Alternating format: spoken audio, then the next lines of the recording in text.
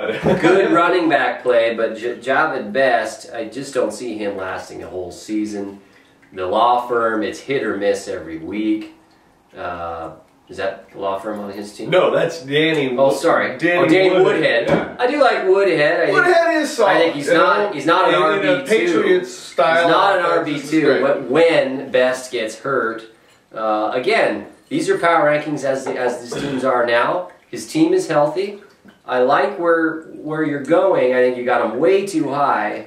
I'd rather face the Rollers. Well, bud, than I don't give a shit what you think. Now let's watch. What's next? Let's save that for the Jimmies. Oh, sorry. All right, well, finally, let's wrap up this this roundtable with our FLF game of the week. Whew. I think we both agreed on this one, didn't we? Well, we did, but there are a number of good games coming up. Let's take a look at what there we've are. got here. We've got well, first of all, I think it was a toss-up on the game of the week between the fire-spitting Jimmies taking on the Rollers, which is what we both agreed was the game of the week. Yes. Officially, that will be the game of the week. But when you get down inside the numbers, the two monsters going together in a, what's the word, non-conference game would have to be Mason Keith Colby and Dr. Dick. What a huge game. Yeah, again, I think that was the other game that we were juggling as to the official game of the week. Ramifications out of the gates here. I think Dr. Dick wants to solidify themselves again at the #1 slot, at least in my power rankings.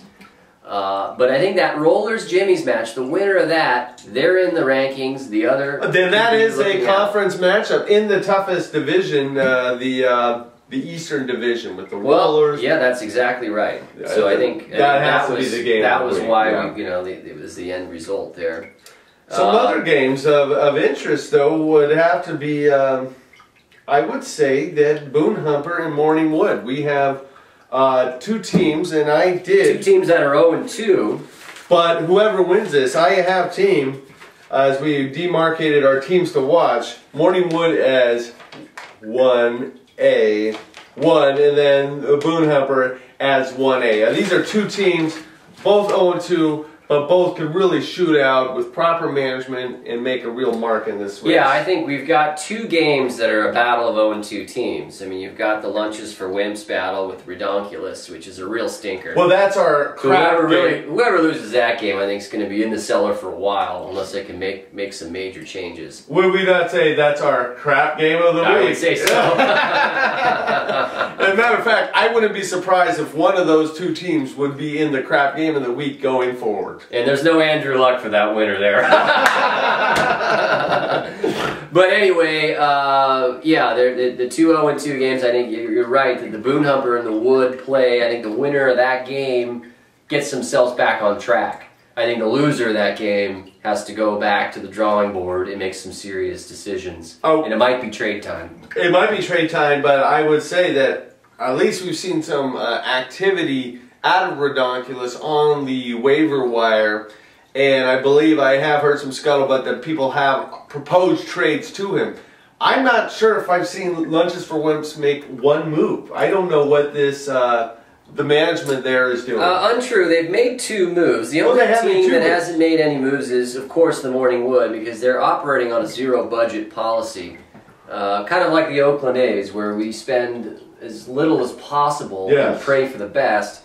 Well, we know that every other year they make the playoffs and they always have an early exit. So, we'll see if that changes. Maybe this win this week, if they can pull it off, inspires that team to, do something. But I think the best interest of the Morning Wood is to lose. Well, the more they lose, then they have to look at themselves and say, look, we got to spend a couple of dollars. Yeah, well, the Morning Wood is at a crossroads. They can either go straight up or they can be middling and not make a mark. Let's pick some games here. Starting off, we have the Peaceful Warriors versus the King. I have to go with the Peaceful Warriors. I think the Peaceful Warriors have been diligent, dealing with injuries, and the King, I believe they're only projecting a little more than 100, like 103 points.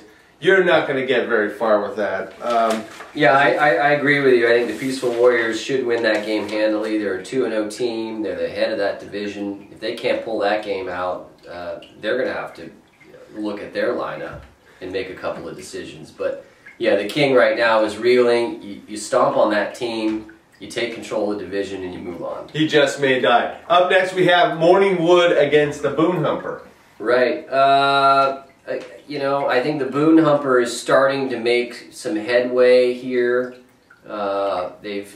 With the horrible draft, with some injuries, some things that have happened. Injuries to Redonkulous. I actually, Ben Tate with is the now, matchups this week, with the Ben Tate factor, I actually like the Boone Humper to pull this game out in a fairly low scoring, something in the 120s, I think, wins this one. Well, I think Boone Humper is projecting 132. Morningwood is projecting 127. We'll see how that turns out. I think it could end up just like I'm going with the Boone Humper. Yourself? Yep, Boone Humper. We got 2 for... Up next, we got Mason Keith Colby versus Dr. Dick, our game of the week. No, not the game of the week. The runner-up game. I have to look at this really closely. It took me a lot of time, but I can't say I believe that. Wow, this is just a really. I think Dr. Dick is going to pull it out. I really like Matt Forte going into Green Bay. I like Ryan Matthews at home against Kansas City. Deshaun Jackson, they're doing a Sunday night game, I believe, and he is a lights-out player when prime time comes. Aaron Rodgers, Dr. Dick is my pick. It's good research, but what I do is, when I'm looking at these games and when I go week to week, I look at where's this team heading. And right now, Mason Keith Colby is one of the hottest teams in the FLF. They've scored the most points. They've got decent depth on their bench. He's able to plug and play. I think he has Jedjil Karim or whatever. Well, he's hoping for something there. Yeah, he's looking for an injury. That's never a good thing. I think the West right now is hurting with the 2 teams that aren't producing. Mason Keith Colby is hungry. He pulls this one out by 20 points. Mason Keith Colby Dick is complacent. Mason Keith Colby relies on Tom Brady and Wes Welker. They're going to Buffalo. I'm not sure that this is their week. Okay. You know, you need one of those guys to have a bad game, and Mason Keith Colby goes down the crapper. Up next, the Rollers versus, well, what do we have here? The Fire Spitting Jimmies versus the Rollers. Yeah, that's the game of the week. That's the game of the week, yeah. And that's a tough one. Well, I'll let you ponder it a second. I think, again, you've got the Rollers at #1. I think that's too high on your power rankings. But I like them this week. I think the Fire Spitting Jimmies are having major injury issues with Antonio Gates out. Hakeem Nicks is banged up. Des Bryant, we don't know if he's even going to play. If he does, where is he at health-wise? They can't weather all that. Dustin Keller is now in. I don't like Mark Sanchez. You never know what you're going to get. I think the Jimmies fall hard this week, scoring 108 points, and the Rollers move on to 3-0. Wow. Yeah, and I can't say I disagree with you. This is certainly, if there was ever going to be a toss-up, this is it. You have Phillip Rivers at home against Kansas City, which is going to be nice. I think he's going to put up a lot of numbers. I think he's got the Jimmy's got Ray Rice, who's going to want to rebound after that horrible loss in Tennessee.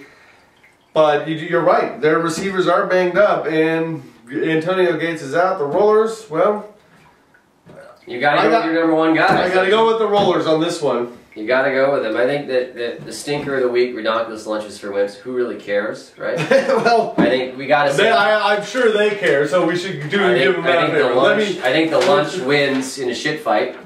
But I think one of those teams comes out and they're 1-2. Yeah, I look at Redonkulous right now with Dexter McCluster and Cedric Benson. I don't know. Isn't Cedric Benson going to jail for something like that? And then, but McFadden for the Raiders going up against a tough Jets defense, but they got Bradshaw, D'Angelo Williams. This one I'm gonna have to lean towards lunches for wimps. I've just not seen anybody on Redonkulous' team who could provide the firepower necessary to win in this very competitive league. Yeah, I think the ownership's a little disillusioned with what's happened. I think they made some poor decisions on draft day, and I think that they're frustrated, and they're going to need to hit bottom before they can get to the top. Yeah. Here's an interesting matchup. The Mofos, who we haven't really mentioned yet, as they're not in the top 5. Yeah. But then the Goods. Quietly at 2-0. Yeah, quietly, and Bud here had the Goods at #2, and I didn't even have the Goods in my power ranking. So We have a very diverse